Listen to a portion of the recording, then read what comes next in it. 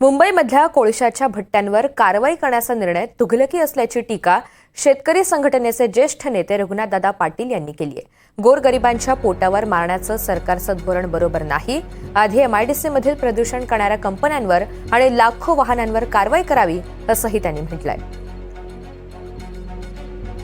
तर या मुंबईच्या पर्यावरणामध्ये प्रचंड जे कारखानदारी उभी राहिलेले आहे आणि हे संबंध MIDCचे उद्योग जे आहेत त्याच्यामधनं निघणारा धूर आणि त्याच्यामध्ये तयार होणारा कार्बन डायऑक्साईड, तसेच लाखो वाहनं मुंबईच्या रस्त्यावर रोज अशी आग ओकत आणि पेट्रोल डिझेल जाळत फिरतायत आणि सिमेंटचे रस्ते आणि सिमेंटच्या इमारती याच्यापासून होत असलेल्या वातावरणाची गरमी, या सगळ्या पर्यावरणाला ऱ्हास करणाऱ्या गोष्टी आहेत. आणि या गोष्टीकडे दुर्लक्ष करून केवळ त्या इराण्यांच्या बेकऱ्यांच्या वरती काहीतरी आक्षेप घ्यायचा आणि त्यांना त्याच्यामध्ये त्या बंद पाडण्याचं जे धोरण सरकार घेत आहे हे अत्यंत चुकीचं धोरण आहे. तेव्हा या धोरणामुळं गोरगरीब मुंबईवासियांचा आणि जनतेचं नुकसान होणार आहे.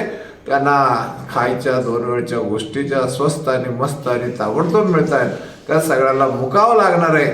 तेव्हा सरकारने असे तुघलकी निर्णय घेऊ नयेत, ताबडतोब याच्यावर फेरविचार करावा असं माझं म्हणणं.